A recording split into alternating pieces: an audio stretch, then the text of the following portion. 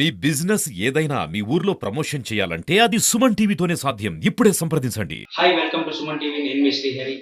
బాల్యానికి బందీకానాలుగా అంగన్వాడీ కేంద్రాలు, మనోవికాసానికి మొదటి అడుగు వేయాల్సిన అంగన్వాడీ కేంద్రాలు చాలని గదులతో ఇరుకైన సరైన సౌకర్యాలు లేకుండా అల్లాడుతున్న చిన్నారులు, ఆవేదన వ్యక్తం చేస్తున్న తల్లిదండ్రులు, పట్టించుకునే అధికారులు, పాలకులు. ఇది ఎక్కడో కాదండి, అన్నమయ్య జిల్లా రాజంపేట పట్టణం నడిబొడ్డులో ఉన్నటువంటి అంగన్వాడీ కేంద్రం. ఇక్కడ ప్రధాన సమస్యలు, ఇక్కడ తల్లిదండ్రులు ఆరోపిస్తున్న సమస్యలపై ఇక్కడ ఉన్న అంగన్వాడీ టీచర్ని అడిగి తెలుసుకునే ప్రయత్నం చేస్తాం. నా పేరు ఈశ్వరమ్మ. నేను కొలిమీది అంగన్వాడీ టీచర్ని. స్కూల్లో చాలా ఇబ్బందులుగా ఉన్నాయి. వాటర్ లేదు, కరెంటు లేదు, బాత్రూమ్స్ లేవు, కాంపౌండ్ వాళ్ళు లేదు. పిల్లలు రోడ్డు దగ్గరే ఉన్న స్కూలు, బయటంతా చెత్త వేస్తున్నారు. పిల్లల తల్లిదండ్రులు కూడా స్కూల్కి పంపించడానికి సుముఖంగా లేదు.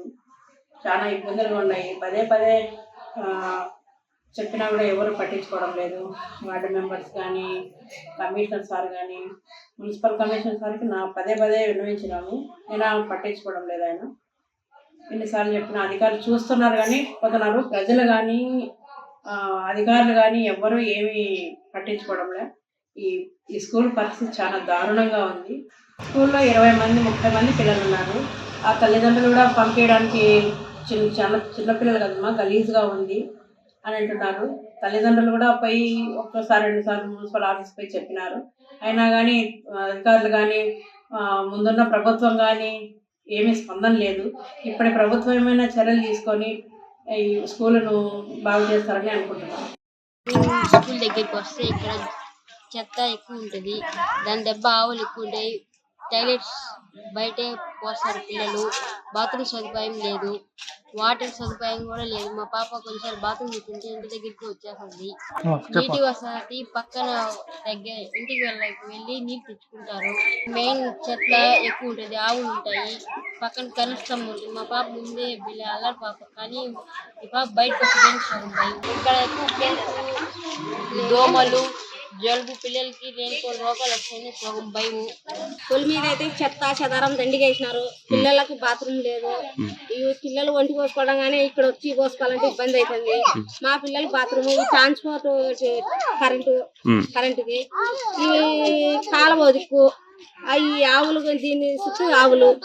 పిల్లలు ఎట్ట వస్తారు, ఎట్ట పోతారు, పద్దెనిమిది లేస్తూనే పోలేరు, వస్తూనే రాలేరు. బాత్రూమ్ వల్లనే ఇబ్బందే. అది మీరు చూసుకొని చేయండి ప్రజలకు.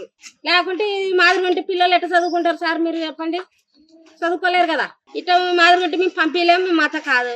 మేమే దుడ్లున్న బట్టలకు పంపించేవాళ్ళం కాదు. చిన్న చిన్న పనులు పోయే వాళ్ళం, బెల్దార పనులు పోయి చేసుకునే వాళ్ళం. ఈడిచిపెట్టి పనులు చేసుకొని వచ్చి తోలుకొని పోతా ఉంటాం.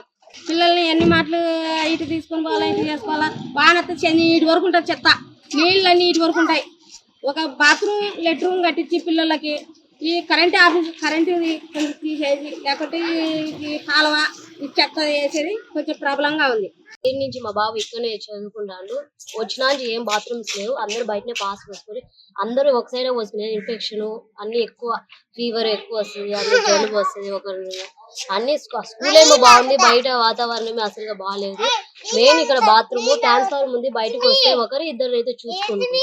కాంపౌండ్ లేదు, కాంపౌండ్ లేదా బయటకు వస్తే రోడ్డు మీద పడిపోయి వెహికల్స్ అన్ని వస్తూ ఉంటాయి. అన్ని ఇంకా గుద్దుకొని నా బాబుకి ఏదైనా ప్రాబ్లం అవ్వచ్చు. పొద్దున్న ఇసుపెట్టి పోతే సాయంత్రం కల్లా వస్తాం మేము 3 గంటల దాకా.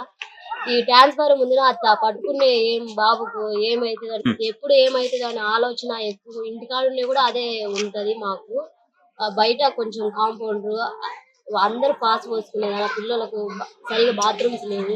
బాత్రూమ్ వచ్చినా ఇంటికి పోయి పడుకునేంత దగ్గరే సరిపోతుంది. అదే వేరే వాళ్ళు అయితే పనులకు పోయి కూలీ చేసుకునే వాళ్ళైతే ఊరు రాలేదు. వాళ్ళు ఈ ముందు మెయిన్ ఇక్కడ కాలువ ఉంది, ఈడికే ఇప్పుడు బాబు ఆడికే పాస్ పోస్తుంది. మీరు చూడుకోకుండా దానికే ఎక్కువ ఇన్ఫెక్షన్స్ ఎక్కువ వస్తాయి. ఇక్కడ ఫస్ట్ అంగన్వాడీ అన్నా మార్చాలి, లేకుంటే పరిశుభ్రంగా ఉంచాలి. లేకుంటే ఈ అంగన్వాడీ తీసేసి వేరే సెంటర్లో పెట్టి బాగా నీట్ గా బాగా నీట్నెస్ గా ఉండాలి.